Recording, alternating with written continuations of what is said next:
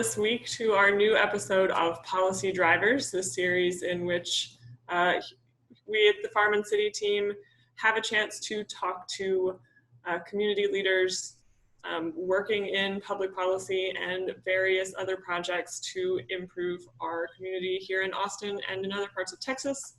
And today, joining us is Dr. Amanda Masino, who is an associate professor of biology at Huston-Tillotson University and is a geneticist and environmental educator whose approach to education blends science with community-focused research.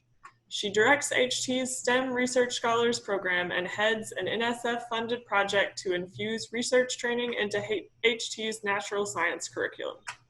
Her current research focuses on home health connections and encompasses a resident-focused investigation of affordable housing impacts and the environmental health of our homes in terms of microbial diversity and air quality. She is executive director of the Austin Community Data Coalition, a nonprofit she co-founded to organize collaborations for community research on affordable housing and environmental health. Dr. Masino also serves as co-director of the Dumpster Project, an educational initiative that is transforming a used trash dumpster into a sustainable home as a K-16 learning platform and engagement tool. She advises HT's environmental justice student group, Green is the New Black, directs the environmental justice academic program, co-founded and coordinates the Building Green Justice Forum, and serves on the City of Austin's Zero Waste Advisory Commission. In the pre-health realm, Amanda serves as faculty co-director of HT's St. David's Foundation Scholars, a pre-health career enrichment program, and as joint admission faculty program director. So thank you, Dr. Masino, for being willing to meet with us today. And we wanted to give you an opportunity, just in case we missed anything, to introduce yourself. That was very comprehensive. Thank you. You got the long form bio, it looks like. Yeah, it's really great to see someone who is so involved in so many aspects of your teaching community and in general.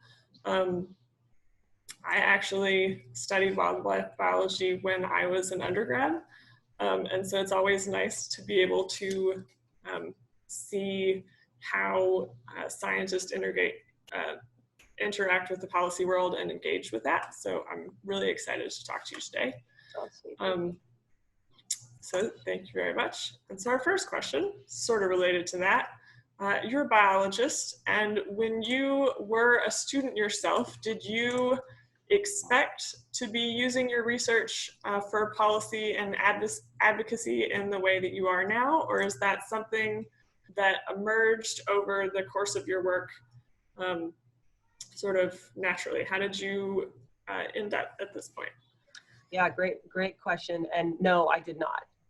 I started out researching cardiac development, so how the heart forms in mammals, and cardiac stem cells. Can we use what we know about development to tweak stem cells and get them to repair heart disease and heart attacks? So I definitely had the goal of helping people, like that's always been really a strong thread in my life. So wanting to help others, but it was very focused early on at like undergraduate, grad school, and my postdoc on healthcare and devising therapies like that I thought was going to be my route. As it turned out, the lab work and I were not a good fit. It was amazing. Like, I loved the topic. I really got into it. The work was fine, but being isolated in the lab and just working on, a dish of cells for years and years and years before it might get to a therapy, it was not the right thing for me. I couldn't really engage deeply the way I wanted to. And I had not had the experience of teaching as a graduate student. I went to a grad school that was only focused on research.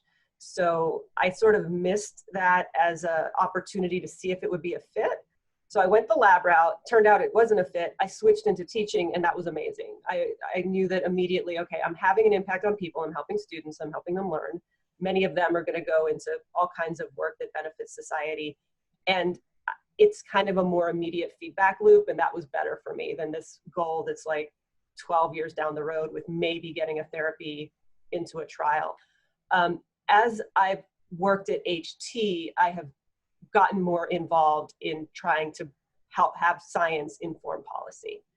And so a big part of that is because of the place I work. Its history as a historically Black college, the social issues that I feel are important from an equity perspective are so in need of real rigorous data investigation. And so that being at HT really drew me to move in that direction more than my sort of traditional biomedical training had.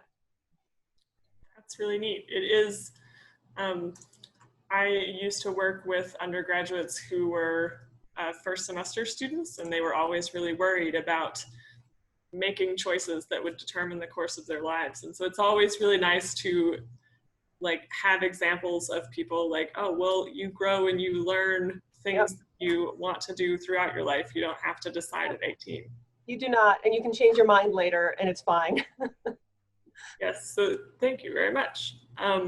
So since you said that you sort of transitioned into this over the time of learning and you're trying to get more involved in getting science into policy, what are some things that you wish someone had told you when you first started getting involved in that? And what are some skills that you found you needed to learn to sort of adjust to this new role? That's a good question too. I have learned that I have to curb my desire to inform and to teach. And so part of that is being a scientist. I think part is also being a faculty member and instructor, and listen first. And especially where public policy intersects with communities that are being impacted. As a subject matter expert, as someone who has knowledge in a particular area, and has passion for the cause, it can be really easy to come in and want to share like everything you learned and everything you know, and I did all this work, and don't you see how it's going to help you? I have the answers. It can be really compelling to try to interact in that way. It seems like it's the way to help, and it usually isn't. Usually the way to help is to first listen, learn from the people experiencing the impacts of the policy. What's going on? What are your priorities? What do you care about? And then you will have the opportunity to say, hey, by the way, I happen to know this thing, or I happen to have this resource, or I happen to have found this other person who does work that you might be interested in, and make those connections. And that is the opposite sometimes of the academic science model. So that was something that I had to learn to do better as I got into more of this work. Thank you. That's very interesting. I know when I was taking science classes as an undergraduate, and then also Olivia and I were in an environmental policy class this semester that talked about the role of science and policy. There is often a narrative or a framework that suggests that scientific research and knowledge should definitely inform good policy, but that researchers and their work should be as separate of a process and independent from political and social influences as possible. Right. Do you find this model to be useful, or pros and cons? And what other ways of thinking about the interaction between scientific research and policy might be more useful? Yeah, you're absolutely right. That's the model that we're taught, right? You are a scientist. You should be unbiased and not have any investment in the outcome, in the implications of the outcome, in the societal impacts of what you're doing. And that's a delusion. We are all human beings. We are all biased. The key is to be transparent about your biases and to be rigorous in your science regardless. If you are rigorous about your science, your data collection, your research process, if you are transparent about it, the results will stand for themselves regardless of your personal biases, and anyone can replicate and anyone can test and challenge. And that is the scientific process. That is why it is powerful and important. And, quite frankly, part of why I'm so drawn to it is because the toolkit's available to everyone. And the thinking is available to everyone, and you can interrogate anything with this process. And if I go through a rigorous research process and find a relationship between soil contamination and growth rates, and I'm really careful about how I do everything and I share my data, and someone who doesn't agree with me on the conclusion can do exactly what I did, replicate my same process. If they don't get the same result, then we have a problem. It doesn't matter if I have a position on the source of the contaminants and this other person doesn't. We have to resolve it in the science. And I think it's just important to be upfront that that happens anyway. And we are not, no scientist, no human being is truly completely divorced from the outcome. In fact, what happens in science in this area over time is that even as scientists are pretending to be objective, we get more and more biased to look for confirmation of our own work. It is why usually when we have new revolutions, new findings that are paradigm shifters in science, and I kind of hate that phrase, but sometimes it's appropriate, it takes a new generation of scientists for that stuff to really kick in, because there's a whole group that has been publishing in this area for decades. And so it kind of continues to reinforce. They start seeing their own results in a way that confirms. They're not as open to challenging their own hypotheses. It's natural. It's not like some conspiracy and they're just trying to all get their grant money. It is part of what happens in your brain and what happens over time. And so we'd like to pretend that it is without bias, and it is absolutely with all of these personal biases in. And so the transparency is important. I prefer to be open about that. And my model is that and when I'm working with my students and in the work we do at HT, we are using scientific processes, scientific rigor, and the scientific method to investigate issues of importance that have societal consequences. So we're applying science and we're choosing the issues that we're going to apply it to based on the social justice consequences. And being upfront about that. We do research on the heart health now, but it's about healthcare disparities. And we're very intentional about that. And transparent about that's the interest up front. Yeah, that's really important. And I think maybe a lot of times people sort of lose touch with the reasons that all of this research is being done sometimes to learn things about the world. Right. And you mentioned trying to be transparent and open about data. And one of the things that you're working at right now is the Austin Community Data Coalition, which the website describes as a research and education nonprofit that addresses the data gaps in areas of civic and community significance, and generally can provide data to policymakers and stakeholders to better understand the impacts of policies. So how has that work sort of played into your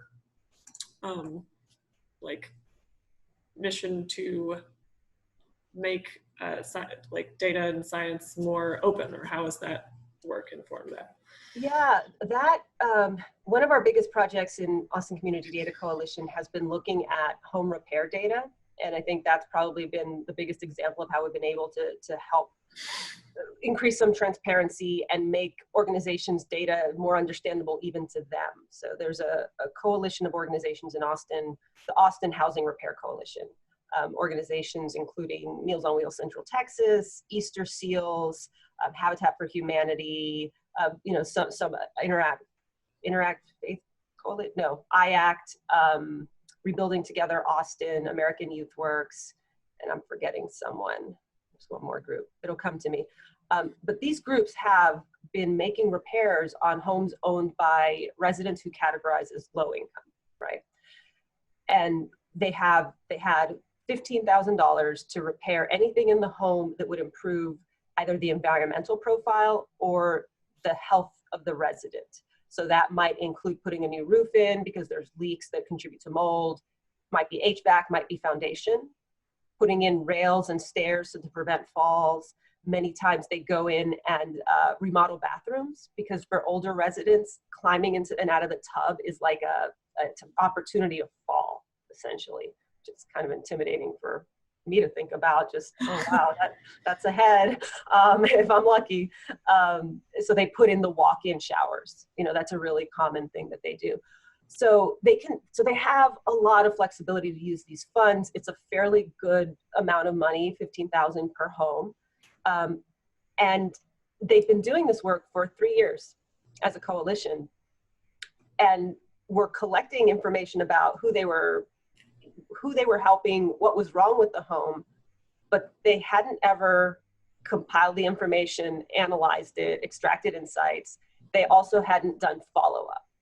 Go back to the people after the repairs are done, ideally 3 months later, 6 months later, and can see what the continued impact is. So that's where we stepped in. So we did the first bit, which was analyzing their back data, and we were able to show them, here are the people that you're helping, right? Here's the sector in terms of demographics, income, pre-existing health conditions, et cetera. That was part of what the coalition was able to use when they went to Austin City Council a year and a half ago and asked to change some of the terms of the program. So for example, now they have a $20,000 cap because they could show that the need, the demand for this kind of work was just even greater than what they had anticipated in terms of the numbers of people, but also the amount of work needed to be done on each house.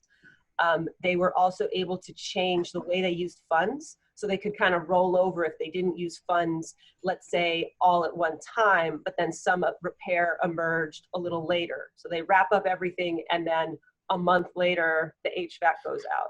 They could come back and use any unspent funds. So they changed that. So that was that was wonderful, because something we were able to do that was fairly simple, just analyzing data for them. We didn't even have to collect it on our own, help them change the way they operate the program. And so that's been great. And we're doing the same now with the follow-up. So we're going back to people and getting impact data, because we're hoping that can help the coalition secure more funding or develop a way to take this model to like a broader segment, either outside of City of Austin, like maybe, you know, Austin MSA, a Travis County program, maybe even other cities. So that we're hoping to develop something that can translate to other places. Yeah, that sounds really great, because it seems like that is something that would be useful in a lot of places. Yeah. It definitely takes a lot of changes for people to age into their household sometimes. Right. So through that work also, how have you found that working through a nonprofit is maybe different from academia? Have you found that they often complement each other, or there are elements that sort of clash sometimes? I think that yes, they are different. So academia and nonprofit are going to be different.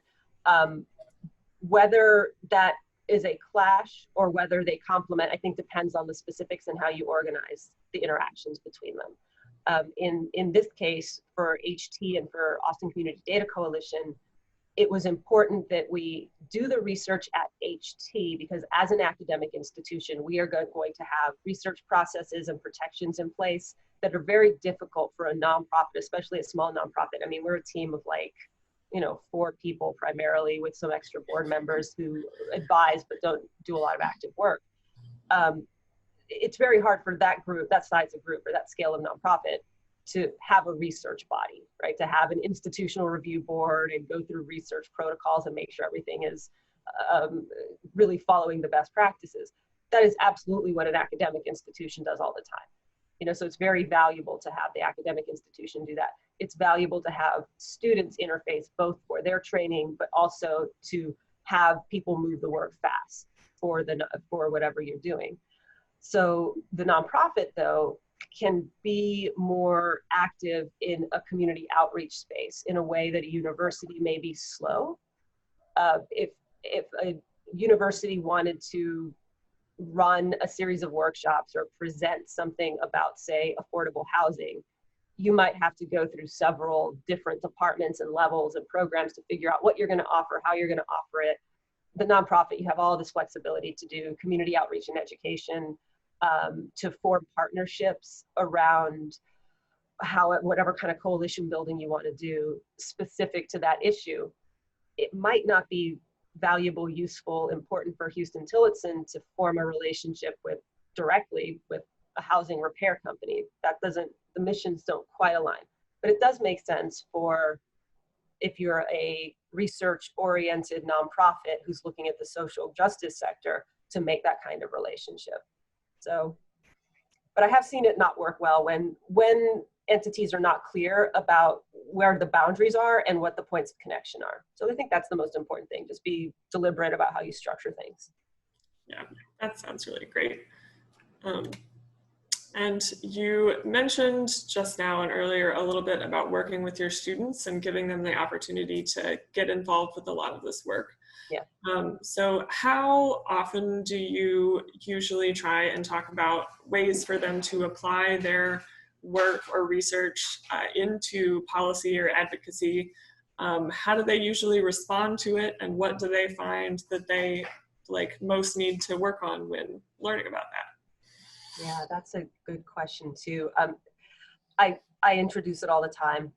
We have individual research projects. So I have a program called the STEM Research Scholars at HT. It's our undergraduate research program. So students who are in any of the sciences apply to work on different research projects, either with our faculty at HT or faculty that we collaborate elsewhere. And those projects are already defined. The subject areas are defined. The specific projects sometimes are not.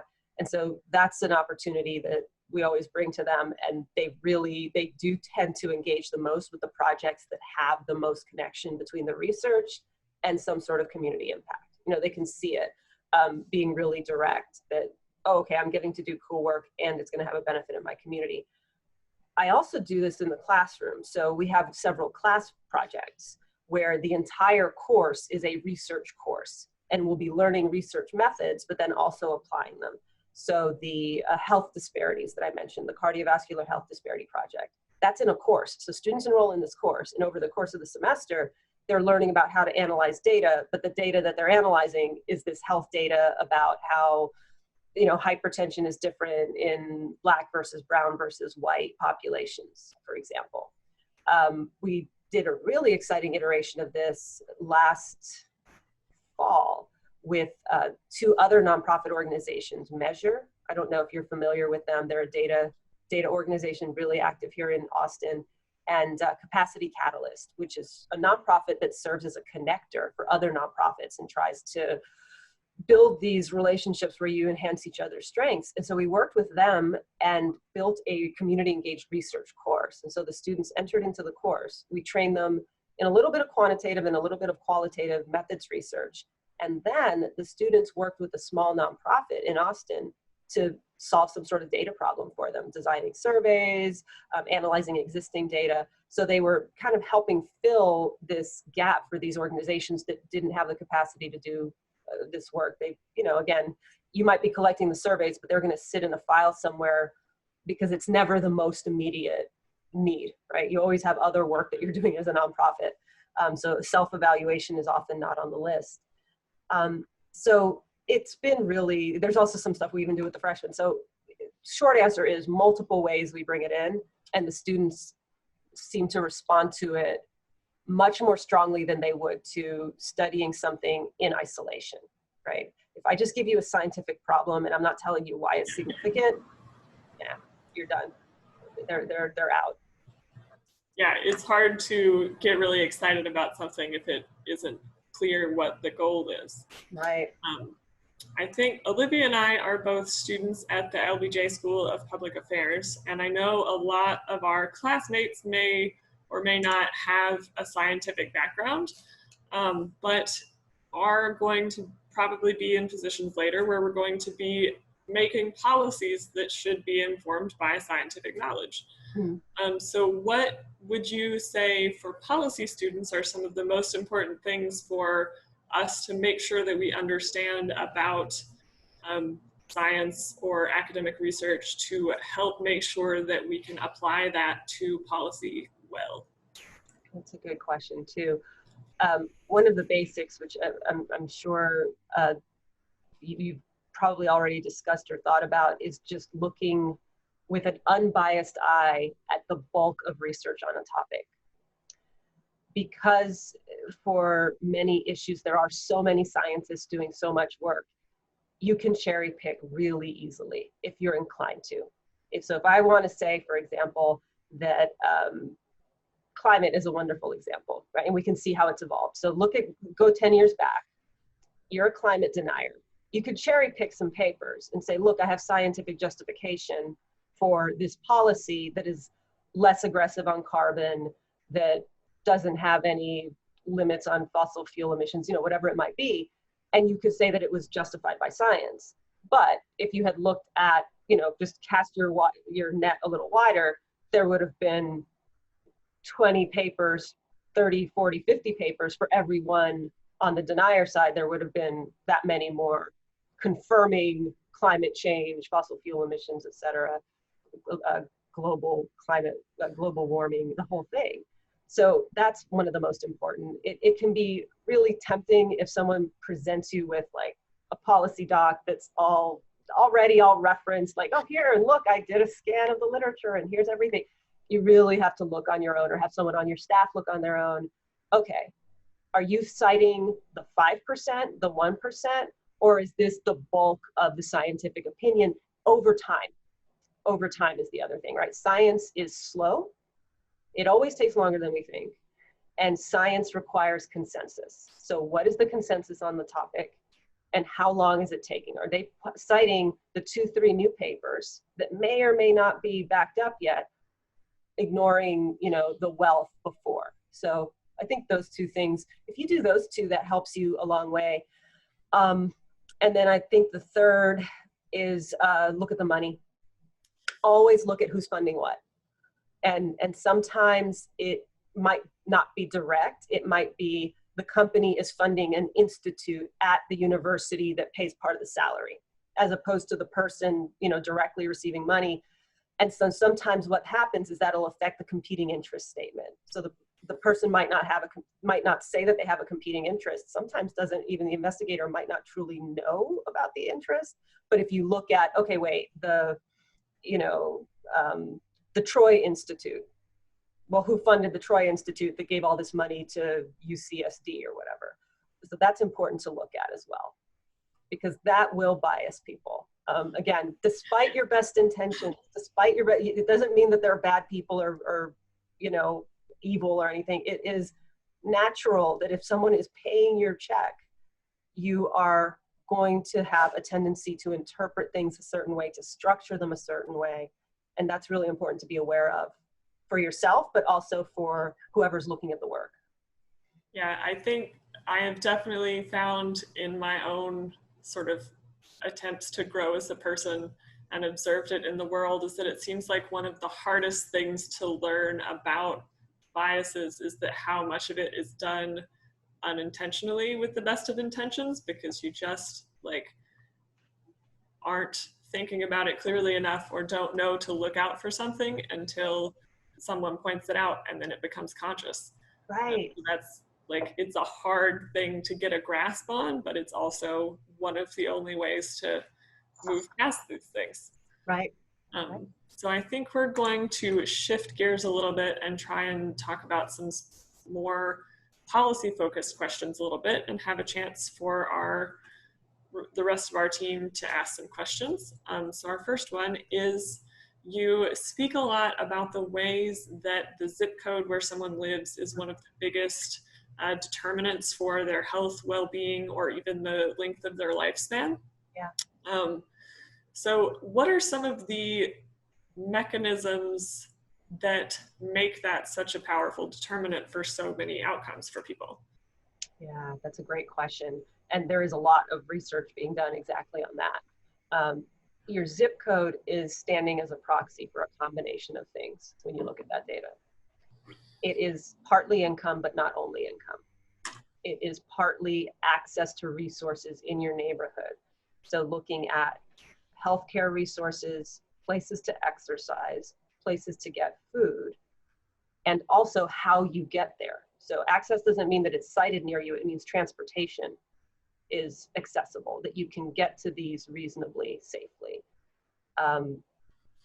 It also has to do with the physical environment, right? What pollutants are in the area, what's in the air and water and soil in that zip code, and what has been there 10 years before, 20 years before, 30 years before. Are you building on an old industrial site?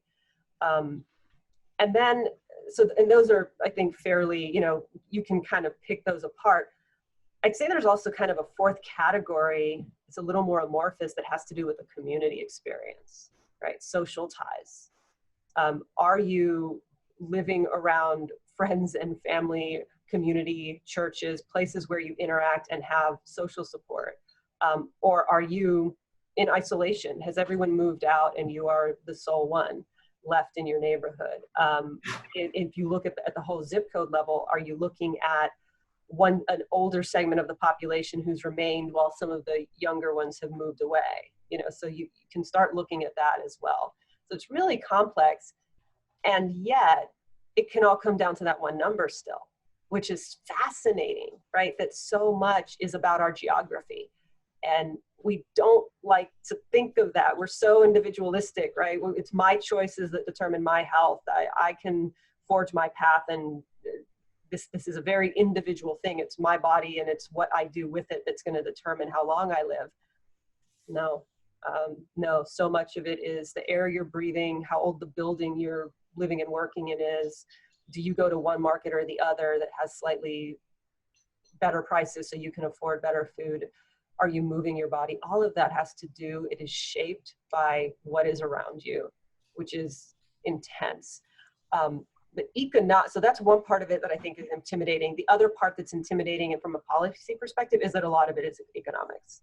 So a lot of it has to do with needing to inject money into communities in meaningful, effective ways. And I don't think that people agree about the best way to do that.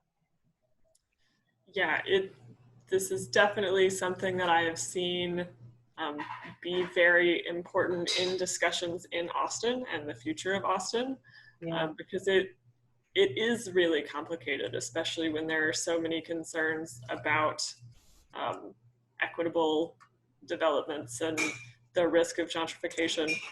But I think that our next question is from August, so I'm going to turn it over to them.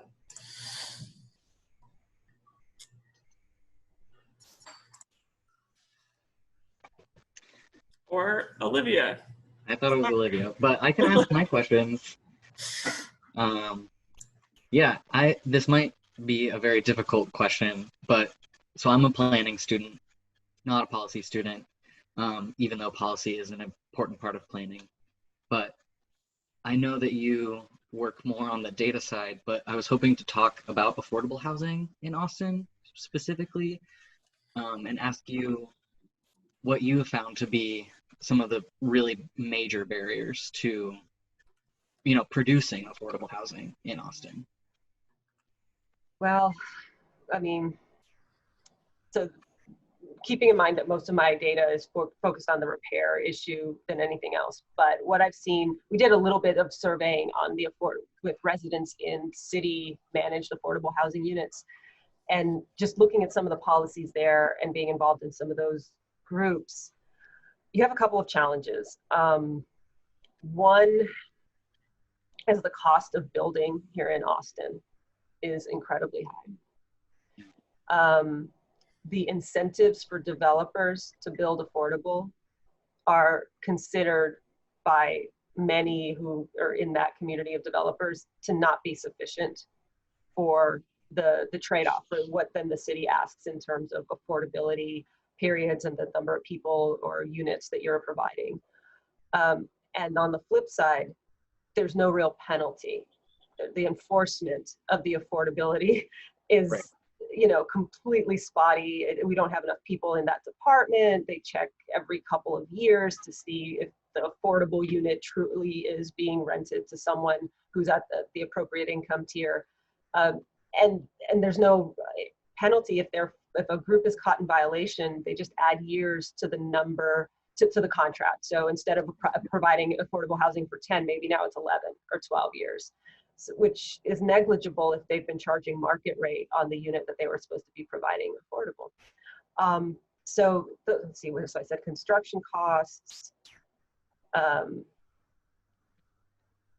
so construction costs, the incentive for the developer, the enforcement, and also siting, right? So all of the complications of the land use code, and that also makes it incredibly difficult to find places to put affordable housing where the cost is lower, but it's also not isolated from all of these services that you need to surround affordable housing with to make sure that it is actually a good environment, a healthy place to live for people. So it is complicated here. And there's state level stuff that limits so much of what we can do. in Austin. But at least looking at the Austin level, I'd say those are the ones that jump out at me.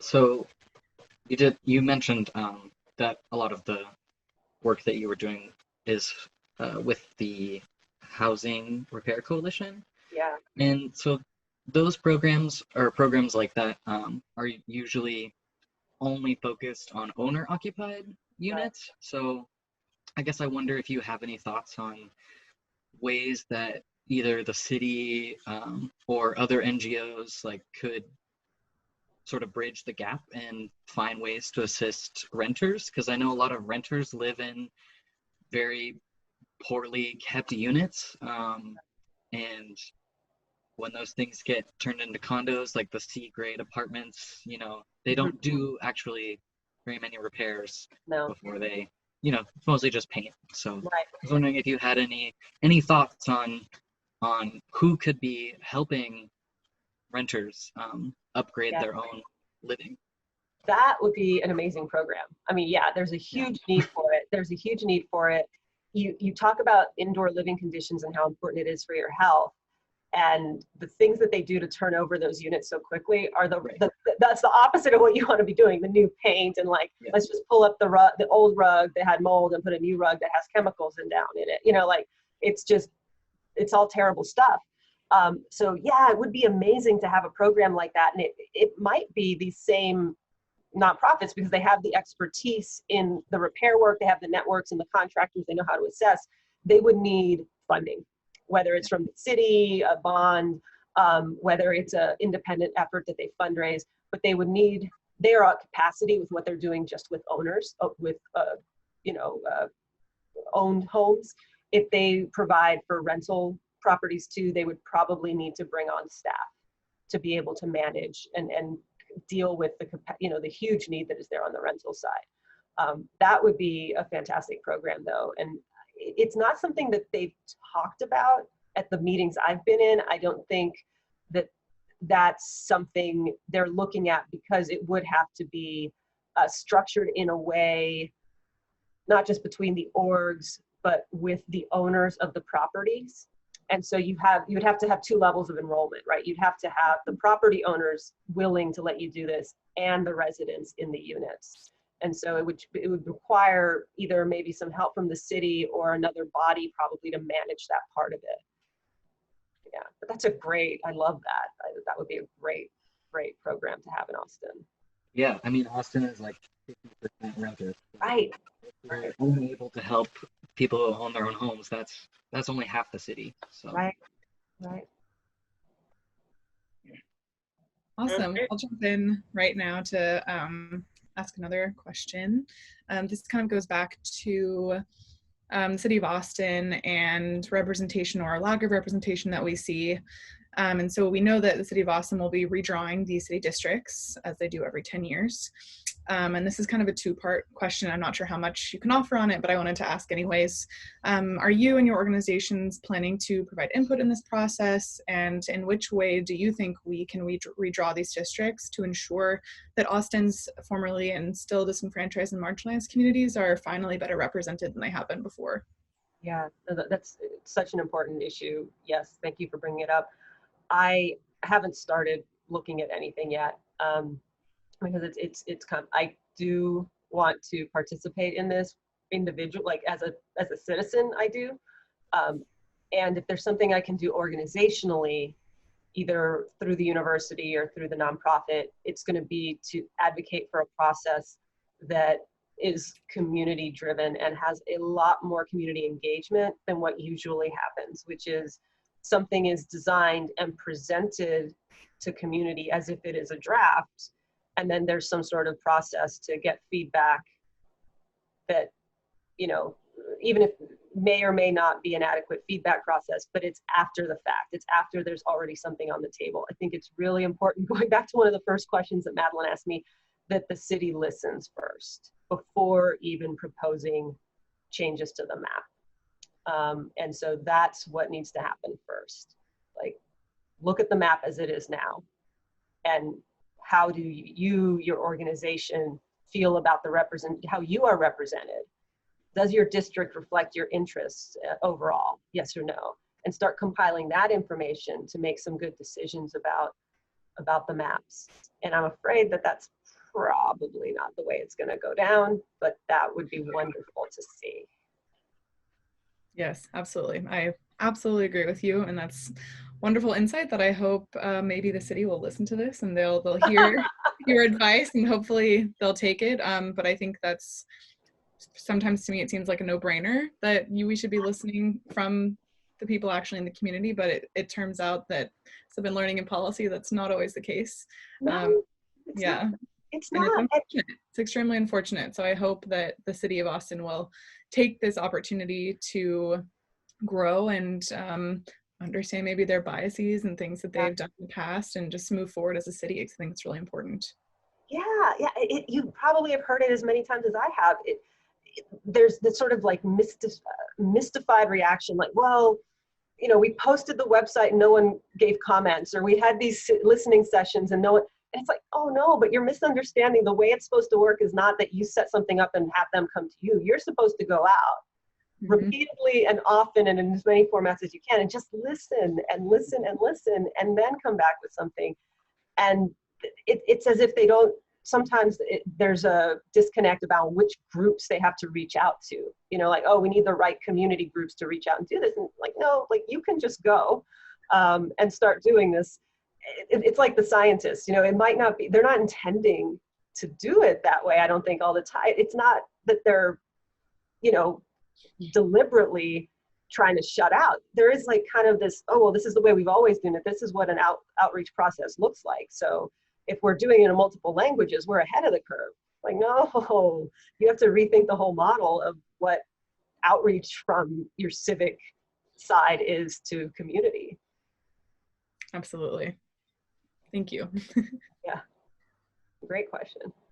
I wanted to jump in. I thought of something interesting. Just curious what you think of we talk about building human habitat, high quality human habitat in complete communities.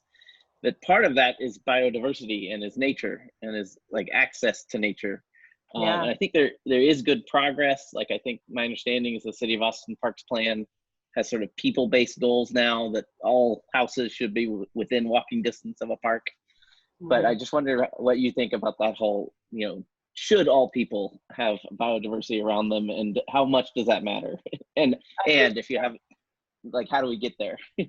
Yeah, it matters quite a bit. It is, there are now growing studies that have really started to detail the effect of time in nature on the human body. In the short term, in the stress response, and in the long term on mental health and chronic health, and all elements of it. Not, for example, not just your measured stress level, what cortisol might be doing in your body, but your perception of stress too, because both are important, right? What's your body going through, and what do you feel that you're going through? Because both are going to have an impact long term in what your experience of life is. And yeah, green spaces are so important. Being able to look at a green space, being able to walk through a green space, listening to, nature sounds, like just wind through grass and trees, like, so important for that. So it is absolutely critical. There's also this really interesting data on children, same thing, how they learn and how they play and everything in natural spaces. Policy-wise, that area I have not done enough research to answer. I don't know how you can do more. I think we have, Austin Parks is, they've been very thoughtful about how they want to change things going forward, which is really good to see. Our challenge again in Austin is our land use still, and that's going to, I think, determine a lot of the dream versus reality of what happens in that regard. Yeah, and maybe just important policy note is that it's important, and for more people to take it seriously, that it really actually matters. So in these community development and land development discussions. Right. It's not just about your heritage trees. It is to be more than that. Yeah. Although the heritage trees are great too. They're great too, yeah. Yeah. But then, like, get a patch of land around the tree. Like, don't just keep the Right. tree and then build all around the tree. Like, we need Right, a right. pocket park. Well, we're reaching the end of our time, so I just want to thank you again for taking some time to speak with us today. And if you have any final thoughts or anything that you want to leave people with, leave space for that. Or if not, we can sign off, whatever you think. No, the questions were wonderful. Really enjoyed the discussion. So thank you again for asking me to do this. Well, we really appreciate having the chance to talk to you. It was great to meet you. And to all our viewers, thank you for joining us this week on Policy Drivers, where we get to speak to leaders doing excellent work to improve our communities. So I hope you have a great week. Bye. Thanks so much. Okay. And cut. You guys done? Yeah. Wait, I have another question that I couldn't figure out how to phrase in a good way. I really want to talk about the dumpster project. Yes. I feel like when I was looking at the website for the dumpster project last night, I was thinking about how it's illegal to sleep in your car in so many places, and how I guess like what people's beef is with RVs. Mm-hmm. And what I've been thinking, I can't find anything on the internet to support this thought, but I think so much of it has to do with the bathroom. And so I noticed that the dumpsters don't have bathrooms. Oh. And I feel like that is why people don't want you to like live out of your car, because you have to go to the bathroom somewhere, you know, and there are no public bathrooms in this country. Oh. You know, and that's like a huge issue. So I was wondering if that's something that you were thinking about in the dumpster project, like how will people solve this problem, you know? Right. I think that's a really good point about the public bathroom. It's one of the issues. I mean, any organization that advocates for people without houses will tell you like this, it's one of the main things that a city can do to be more welcoming and honestly better protect health and safety if you have any population who doesn't have a home. In the dumpster, we didn't do anything deliberate in that way about like thinking it from that perspective. We had some limitations on what we were allowed to do on campus. Right. So the dumpster is a research environment. It's not a home. We're not up to code by any stretch of the imagination. People have to sign a research waiver when they're staying in the dumpster. That like you're participating in a research project about living in a small space in a sustainable way. So because it's considered a research environment, it changes some of what we did.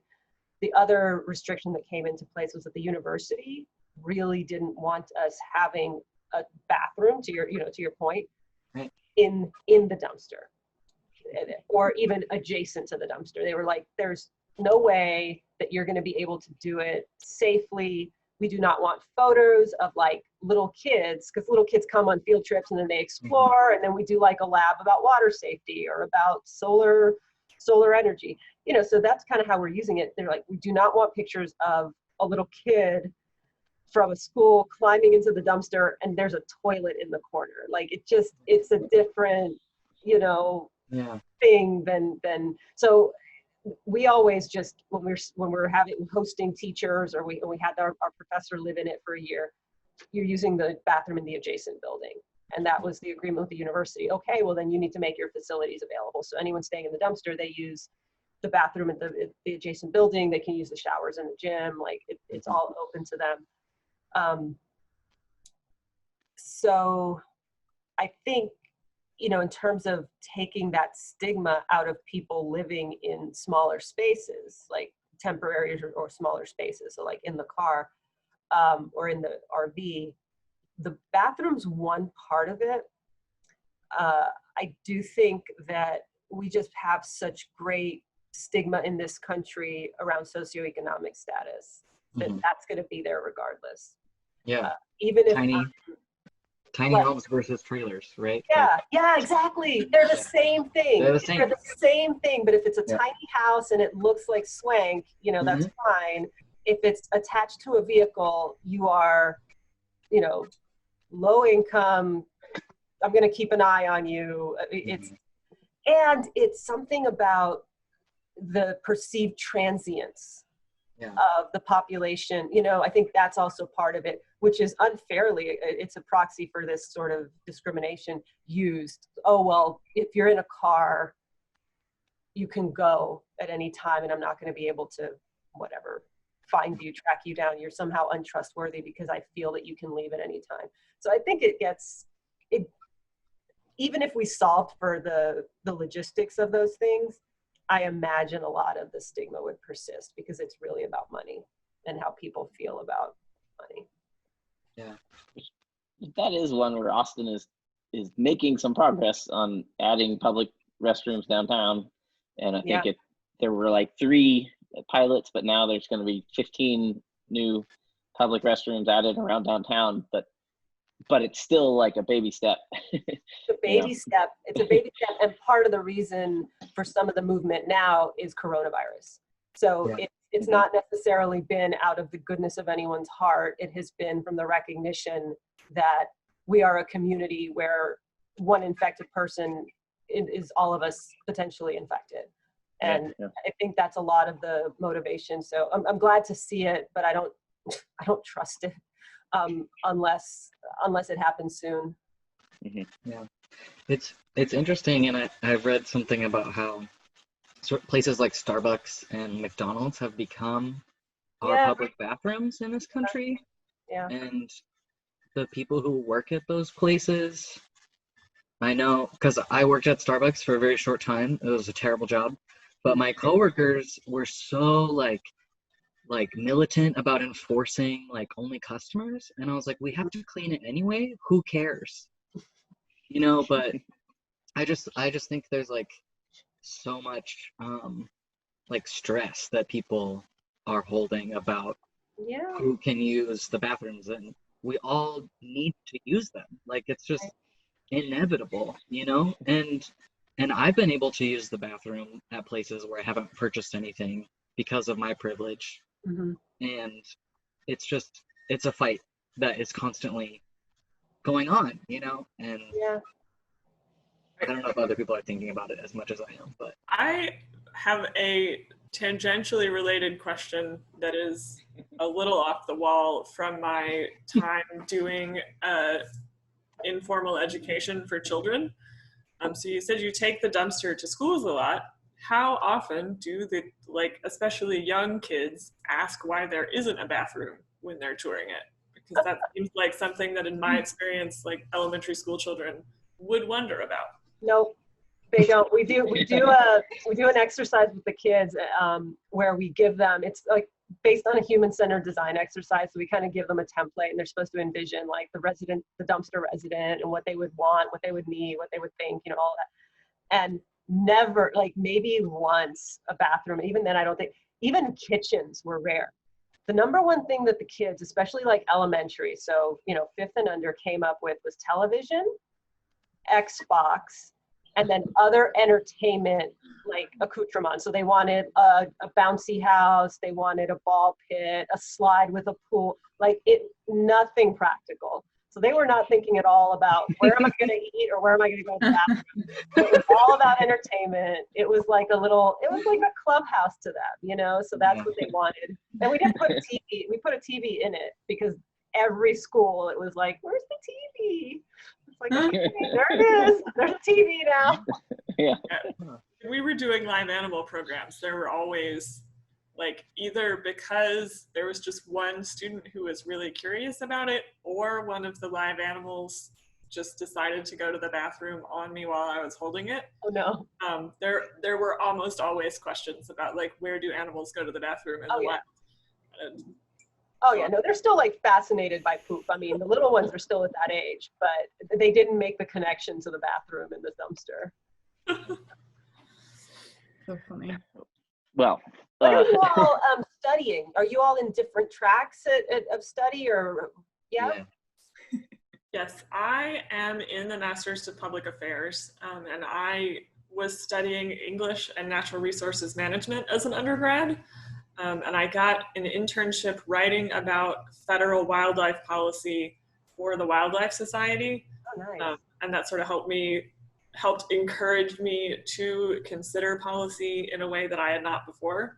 I thought that I was going to be a game warden, just like most of the people in my program when I was an undergrad, but I'm really excited to like spread out from that a little bit and to like explore some other things that I cared about but wasn't studying in school, especially because when I was taking classes and we would have like wildlife managers or land managers or other professionals come and present to our class, there was always a point where it's like, well, why aren't you doing this thing that you know is scientifically better for the habitat or for the animals? And there was always this just particular sort of look or sigh that people had when they're like, well, we know it's better, but we can't do it because of the policy. And it's like, I hate having to see everyone have that moment when they were asked that. Yep. But yeah, I'm the Masters of Public Affairs program. Sorry. There's wildlife. Okay. I'm also at LBJ, but I'm in the Global Policy Studies program. So basically just international affairs. And we choose a specialization in that. So I do environment, energy, and technology, which is a bit difficult sometimes to find classes within LBJ, but I have a lot of liberty to kind of spread my wings and fly around UT, which is nice. And I've done that quite a bit. So, but I'm mostly interested in like climate policy, environmental justice, energy markets, and improving US foreign policy in all aspects. So I think what put me kind of towards policy was living in Germany for a while, and I was in environmental education before that, and had done kind of lots of environmental related work like conservation and San Marcos, things like that. That kind of, once I got to Germany, I was like, they seem to be handling climate policy a little bit better than we are. How can I also kind of get on this train? And that's kind of why I wanted to go to policy. Yeah. Great. I'm in the urban planning program, and I'm an artist. I studied sculpture undergrad, and I was living in Portland, and like I had grown up in Texas originally, and when I lived in Portland, I was like, I will never need a car. I can just ride my bicycle everywhere. I can ride my bicycle further than I would even want to go. Like, you can just, yeah. So I got into transportation and decided that I wanted to go to planning school to, make transportation better. It's something that we are all doing, even right now. We still have to go to the store and go to the doctor and stuff. So, right. Yeah. Yeah. All right. Well, I really love talking to you. And these were great questions. So I don't know what your process was for coming up with them, but really, really insightful questions. You've probably done enough of these to know that the quality of any interview or panel is really about the people asking the questions more than anything else. You ask bad questions, you get boring answers. So thank you so much. And I need to hop. I have a 3 o'clock, unfortunately. But Jay, if you want to share my contact info with the group, if that's okay. I don't know how you. Yeah, feel free to reach out if anything comes up that I can be of help with, or connect you with anyone in the areas now that you know a little bit more about what I do. So. Yeah. Well, thanks so much. Thank you so much. Right. Bye, Really all. terrific. Bye. Happy 4th, everyone. Happy 4th. Yes. Yeah.